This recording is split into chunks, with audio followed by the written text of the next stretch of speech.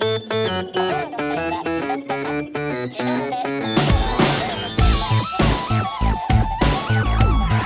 back, everybody. We are going to move swiftly on to fact number 22 of our show. If you're just joining us now, you are watching the No Such Thing as a Fish podcast, which in this very moment is 22 facts in to a 35 fact long marathon, all in aid of 35 years of comic relief. We are so incredibly proud of the amount of money that's coming in and of all of you who are donating. Thank you so much. We're currently sitting on £78,740. That is just astonishing, but we want to get it higher. I've said it before, I'll say it again. I'm looking for a cool million. So if we could start pumping those numbers up a bit, that would be great. But anything you could give us would be just fantastic. Comic Relief is really taking a hit this year and as is every charity in the world because of the pandemic, and they're doing everything they can to make sure that people who would need the money are getting it, and hence us trying in a little humble way to raise some money for them as well through this. So thank you to everyone who's donated already, and thank you to anyone who's going to during the course of this show. So let's get on our next guest for fact number 22. We're incredibly excited to bring him on. He's just one of the greatest living authors. There's no question about it. Sandman, American Gods, Stardust, Neverwhere. I mean, everything that he's done is just solid gold. Please welcome the one and only, it's Neil Gaiman. Woo! Hey! Yes! Hello. Hi, Neil. Hello. In New Zealand, down in New Zealand. I'm in New Zealand. Very so far away. And yet, by the miracle of time, it's actually not painful for me to talk to you at whatever it is in the morning where you are. Oh, it's pretty painful here, Neil. We can tell you that much. Coming up to 4 a.m., yeah. Exactly. But it's fun. Well, thank you for doing the show, and let's kick into it. It is fact number 22, and that is Neil Gaiman. Okay, so my fact is that the person who coined the term science fiction, a man named Hugo Gernsback, after whom the Hugo Awards, the big science fiction awards, are also named, invented a device called the isolator, which looked rather like a diving helmet, and it covered the head completely, and it was meant to free you from any outside distractions, like the noise of children, puppies, or building, or anything, while you concentrated. Wow. But although he had several dozens of patents, including one for a hair removal system, he never patented the isolator. Wow. I mean, it sounds brilliant the way that you've said it. It sounds really lovely. I'm just going to show our audience at home what that looked like. Can you imagine Neil Gaiman writing his novels with an isolator on his head? Do you get distracted easily, Neil? Do you think you need one of these things, or no? I think, what I loved about the idea is that it's the equivalent of one of those internet freedom programs that just blocks your internet, Yes. but for the universe.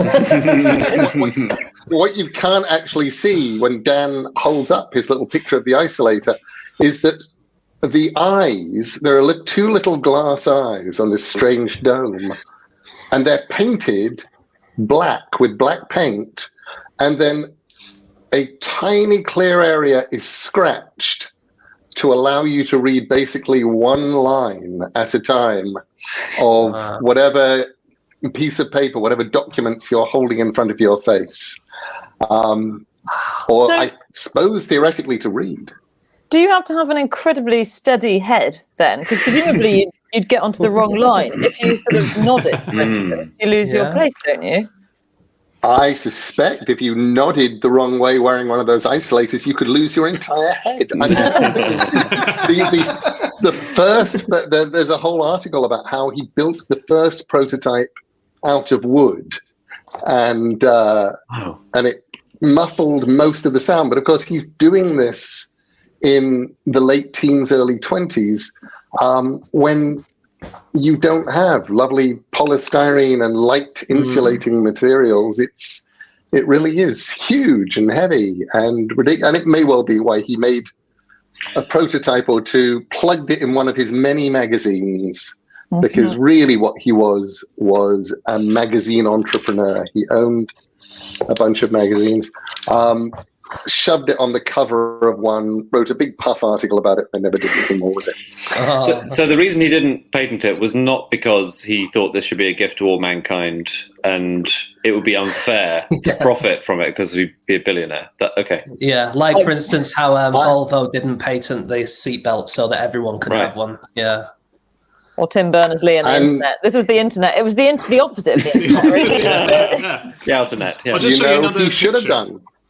So you can see that there's also a gas canister that sort of is giving pure oxygen as well. It's you needed to breathe if you're being isolated. You do need to breathe. Yeah.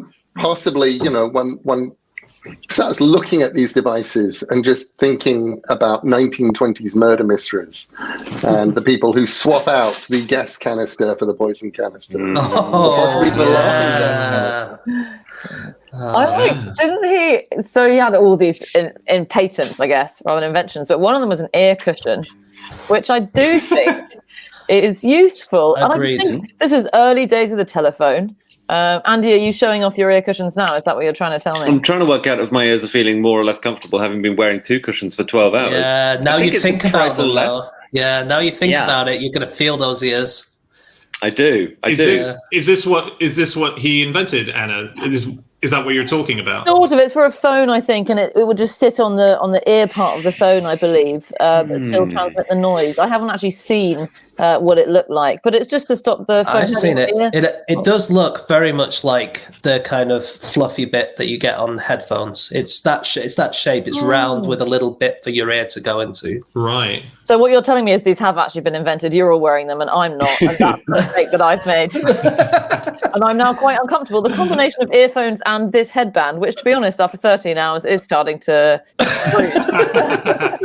So, Neil, why did Hugo become such a dominant name within the science fiction world to get the awards named after him as well? What did he do in that field?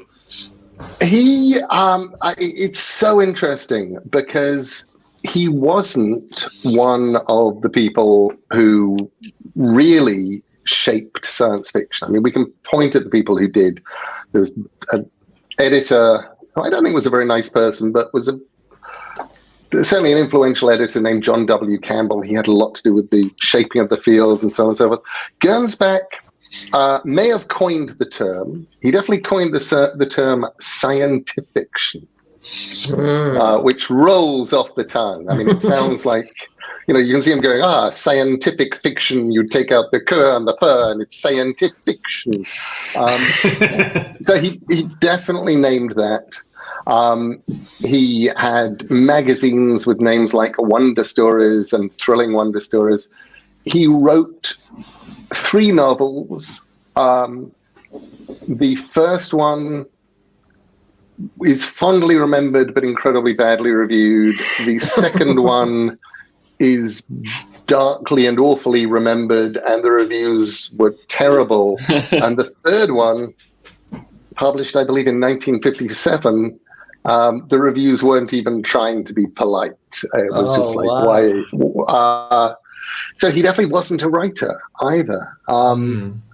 But whatever he was and whatever he did, the early pulp era of science fiction, where he was reprinting a lot of Jules Verne, he was reprinting a lot of H.G. Wells in America, and republishing these things which were considered respectable in Europe and reprinting them in slightly trashy. The pulp magazines were printed on this incredibly cheap pulp paper, and I've actually collected a few, or really been given a few over the years, and the paper is falling apart. It was wood pulp. It's just yellow and liable to collapse on you. He helped make science fiction what it was. And I think, and I suspect also, apart from having probably, he did not have, as an editor, the world's greatest payment record. He was definitely not beloved from that direction, but he obviously hadn't upset enough people that when they proposed to name the award after him, it was considered non-controversial. Because I always think it is maybe- amazing. Yeah, because like his books were terrible. A lot of people really didn't like him because he never paid any of his authors, and yet still he's one of the most recognizable surnames, at least, right? In sci-fi. Well, I don't know. Gernsback. Sorry, probably. First names. I should say first names. Surnames go. First names, absolutely. It's Hugo, and it's the Hugo Award.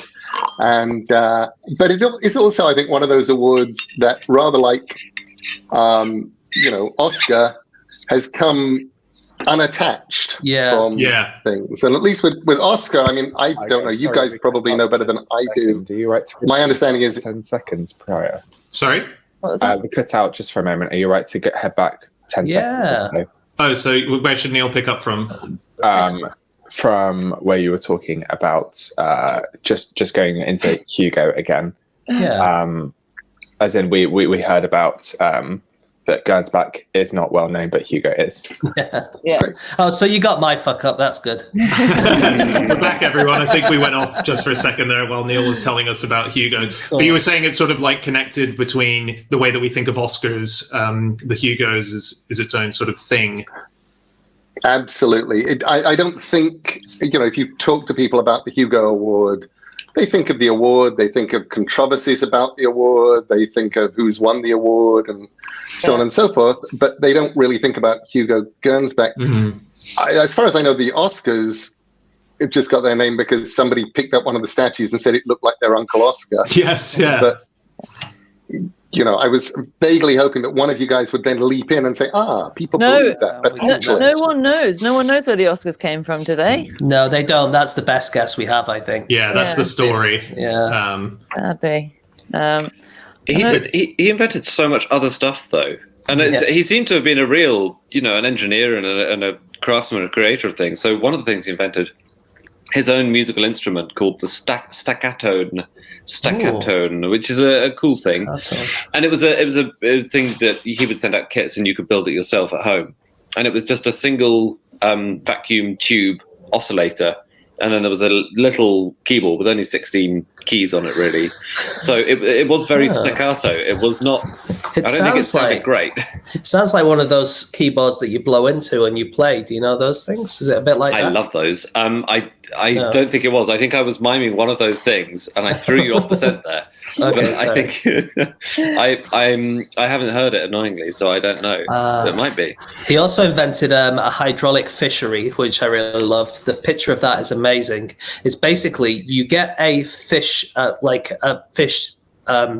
kind of factory, and you put it on the side of a river, and then inside the river you put a massive funnel, and then have a little chute that goes all the way to your little factory, and then you suck in all the fish from the river, and so you don't have to catch them or anything. They get sucked in straight into your factory. Isn't that a great idea? Wow. Oh, it looks like a giant ear trumpet. Exactly. It's amazing. Sounds like a water slide. His television goggles as well, as you can see there. Well, were they sort of 3D goggles, basically? It's what it looks like, yeah. Actually, I just thought about the giant funnel thing. We do have those, don't we? Those salmon cannons. Yes. Yeah. So, the salmon need to go upriver to their spawning grounds, but there's often dams in the way. And these days we have these little chutes that you can put the salmon in, and they kind of get sucked all the way up to where they want to go. Yeah. So he did kind of invent that. He did for a slightly different purpose. We're doing it for altruistic reasons these days. Yeah.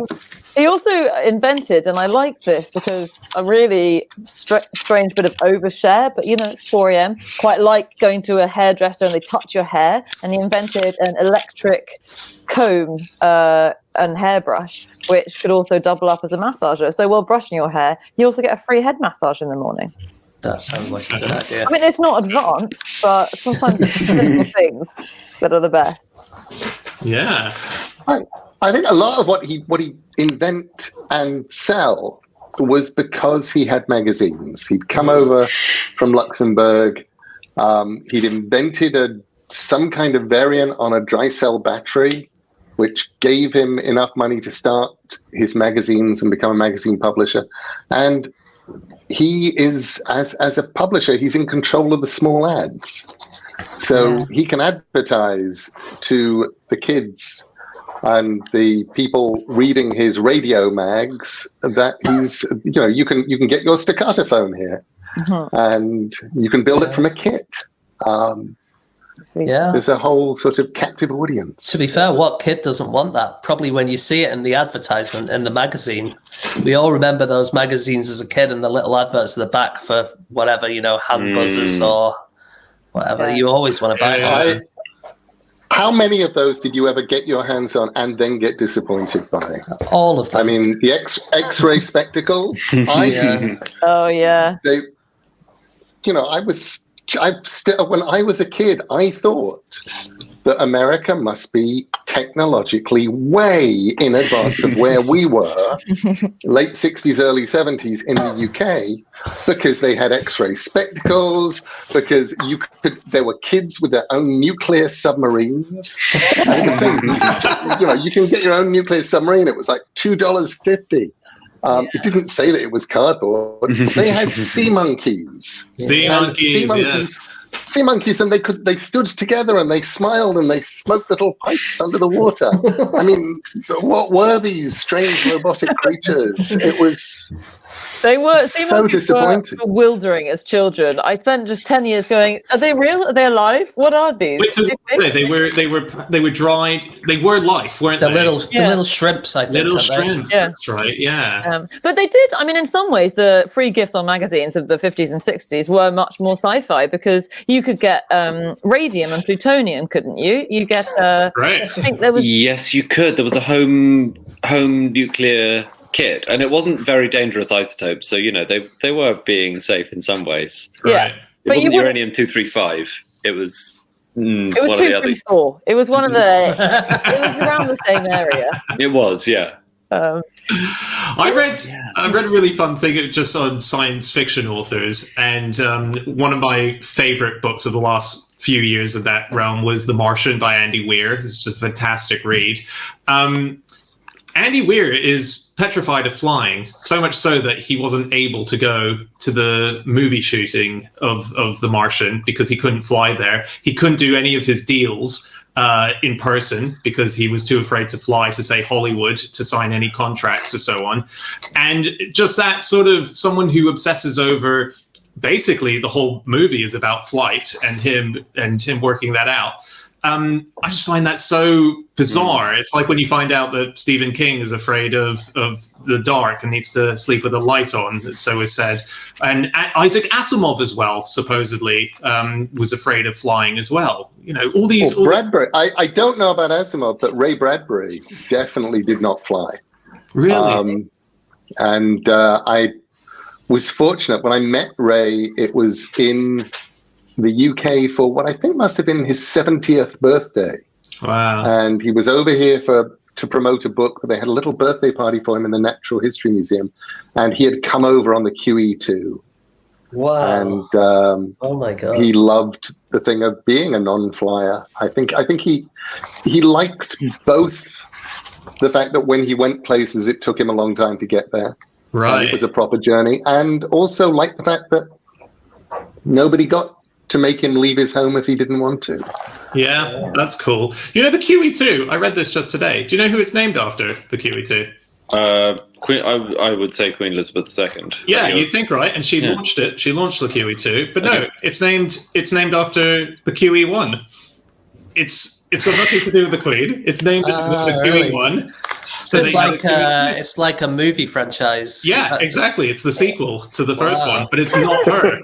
It's not her that it's named after. But the QE1 is named after the first. I spent my life right? believing it was the wrong queen. Yeah, I know. Me too. Yeah. It's bizarre. Ray Bradbury, what a hero. If you listen to him talking, it's kind of like listening to you when you do your lectures, Neil. It's such concise, brilliant advice for writing. So exciting to hear the sort of process distilled through. I think that's the sort of one of the greatest things is when you hear an author talk brilliantly about writing, and you're in that category with a number of people. But Bradbury was just such a fantastic character, and I love that Fahrenheit 451 was written, as we were talking about pulp novels and dime novels, he wrote it. We know how much he wrote that novel for. It was $9.08 because he went to the UCL's library and he borrowed the typewriter, and you had to put a dime in to use it. And that's how much he used up in order to write that novel.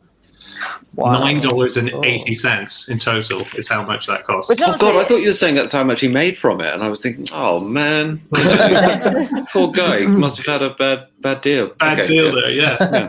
How? So you're saying he just paced through it really quickly, just smashed it out? He wrote. Yeah, he went to the library in Los Angeles, and they had a place where it was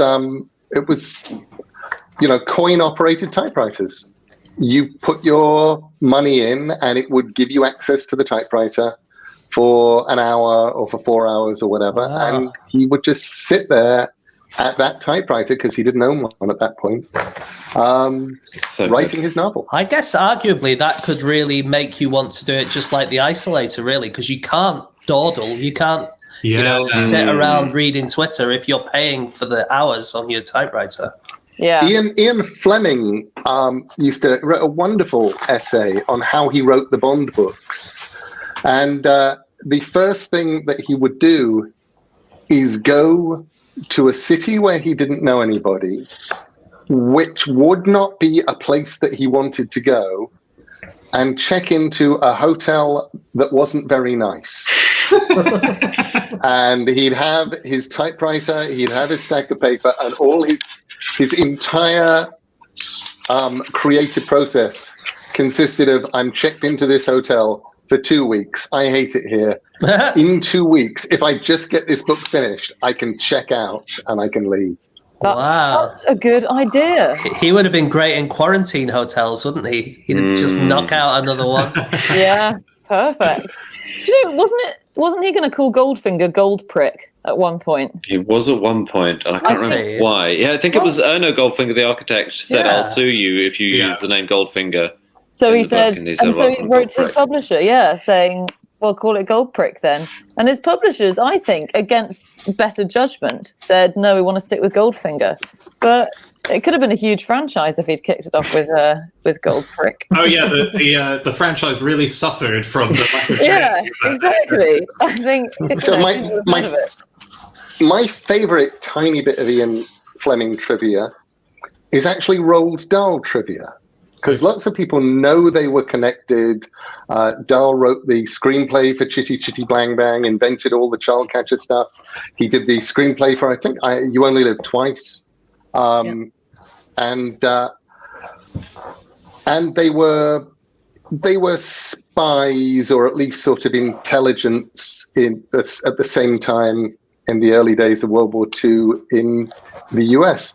But what a lot of people don't know is that once the war was over and Dahl had come over to Hollywood because Disney were going to make a film of the Gremlins, they didn't make it. And now Dahl was broke and married and was completely at a loose end, did not know how to make money. And Ian Fleming gave him 2 plots of short stories. And he said, look, I've got these 2 ideas for stories, but I haven't written them. And one was Lamb to the Slaughter, the one where the woman murders her wife with a leg of lamb and then serves it to the police officer who comes to investigate. Yes. And one was the one about the furniture hunter who goes to finds an incredibly fancy and valuable antique in a barn, persuades the people who own it that it's not valuable, but the legs are valuable, and then goes to pick it up, and they've chopped it into firewood, but they've left the legs for him. And those 2 plots actually were Fleming's, and he gave them to Dahl. Wow. Dahl turned them into stories, published them in the New Yorker, and had a career. And that was before the children's books. That's kind of what kickstarted him.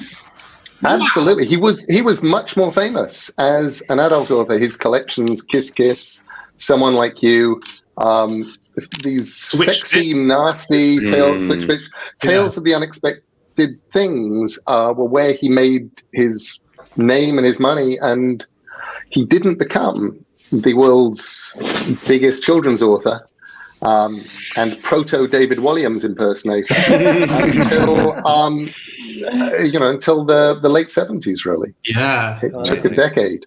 My favorite Dahl fact is, it's a bit of a sad fact because it's about his passing, but when he was in his deathbed, I think he was in hospital surrounded by family, he said his final words to his family, and it was along the lines of, "I'm so happy, I love you all so much, goodbye," kind of thing. It was very sweet.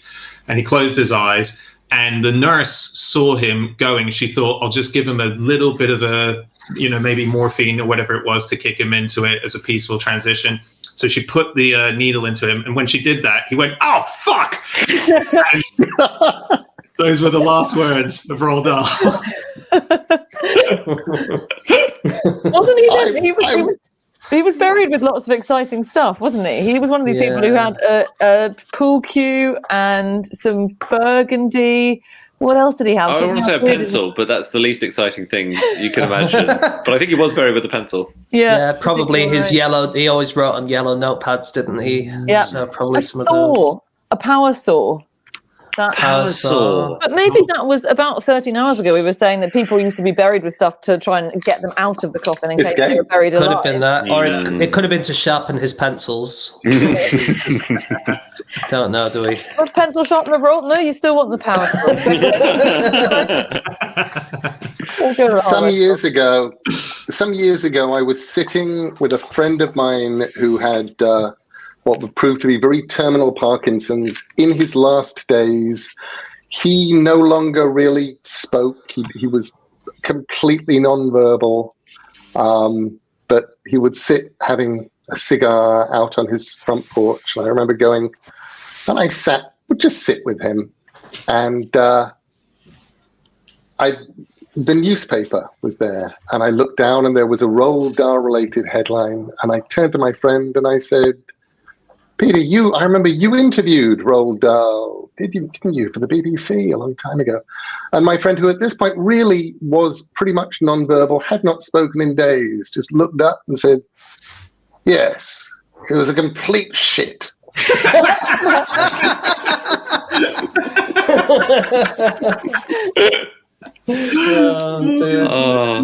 Good to know. Well, The more people you speak to about Roald Dahl, the more people have, the more people don't seem to have liked him very much. It's extraordinary. Having grown up with him, having read all these incredible, wonderful books, to read how personally difficult he could be, it is a strange transition, Yeah. Hey, I've got a really stupid sci-fi fact. It's about Doctor Who. Does Doctor Who qualifies, right? Yeah. What do you mean? Of course. Just checking. I won a Hugo Award for writing an episode. Did you? What the Doctor's wife? The Doctor's wife. Oh, what an episode, Neil! Yeah, what an episode. Yeah, I think that's Anna. I think that's a yes. It's a hard yes, isn't it? So what's the fact, Anna? It's pretty lowbrow, but it's that in the Daleks, if you watch the old Daleks, they're all wearing seatbelts. You had to wear a seatbelt inside a Dalek. I learned this from this actor, John Scott Martin, who I think was basically the Dalek, Mr. Dalek. He played the Daleks for 40 years. And he said that you had to have a seatbelt inside them because it's quite bumpy and there was no floor. So you just pushed yourself along with your feet. And that was that. And he said also there was one very embarrassing moment where, because it was so hard to maneuver inside a Dalek with your seatbelt on, he's supposed to be chasing Doctor Who, and Doctor Who ends up coming behind him and chasing him. Oh, that sounds like a bad scene in a cartoon. I don't know how that would happen in real life, but in the scene it does. Do you know, we were talking about theme tunes earlier and with Richard Osman, and one of the theme tunes that I failed to mention was the Doctor Who theme tune, which in its original theme, as in the very first song that went out, it was not played by a band. It was not done as something that was recorded as music. It was entirely samples that were collected by this lady called Delia Derbyshire, and she went through them and she cut and pasted them basically of just existing sound effects and so on, and created this entire tune on paper with scissors. It's phenomenal. Yeah. just the most iconic sounding theme tune of British television, and all done on paper by this lady. Really early, fabulously early electronic music. Delia Derbyshire, I think she's finally starting to get credit for what she did and what she came up with. My understanding is I think she went in and recorded the keying of a piano. They ran a key along some piano strings and things. So there was that they recorded to have as a sort of a zoom noise in there. But no, I think there are so many things that Doctor Who actually did get to that start with Doctor Who. And one of those things is all of the giant electronic music where we point at the Enos of this world and the Kraftwerks of this world. But really, it was Delia Derbyshire. Really? Wow. That's really cool. Her name definitely needs to get recognised more, if that's the case. Well, we've mentioned it at prime time at 4:20 in the morning. Yeah, but everyone in New Zealand is That's true. all over it. Anyone who is still awake now knows who Delia Derbyshire. I'll just quickly say we're so close to hitting £80,000, everyone.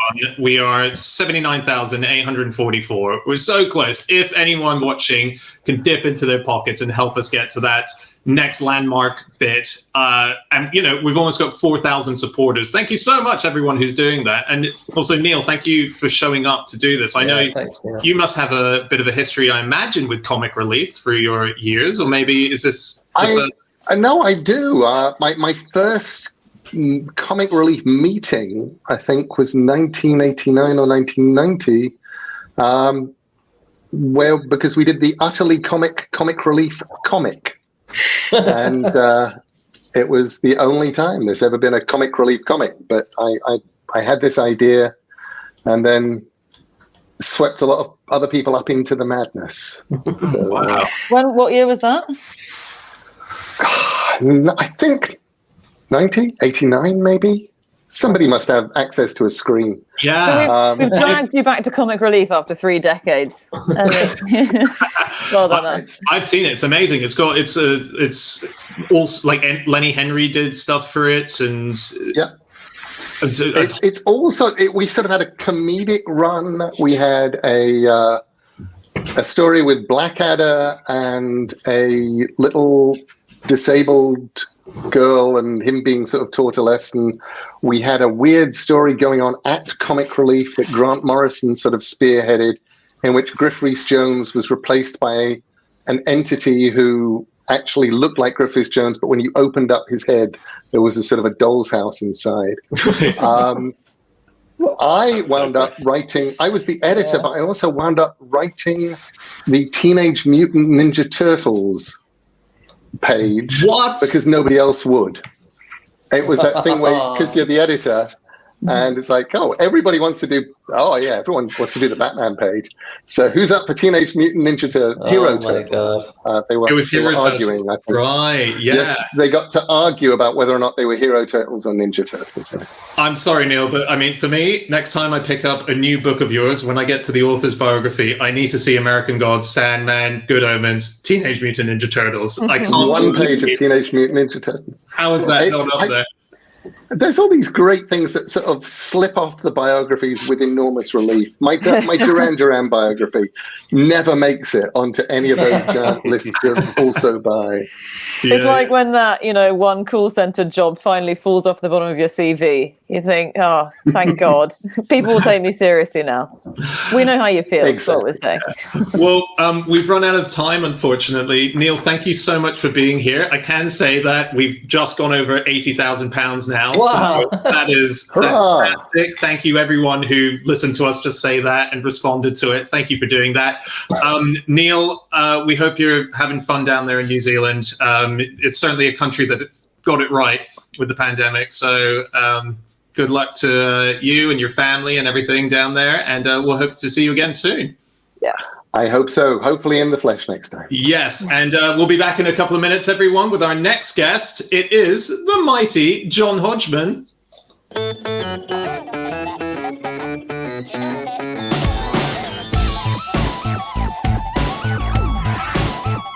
Hi everyone. Well, I have just woken up 2 days after we did that Comic Relief 20-hour marathon. I really hope you enjoyed the video that you just watched. There's plenty more where that came from, so do watch them all. But in doing so, we have a deal. You watch the videos, you also have to pay. So go to comicrelief.com/fish. The link is just down there. And please give us anything you can afford, because all the money that you can send us will be given to amazing causes. Please, please do donate now.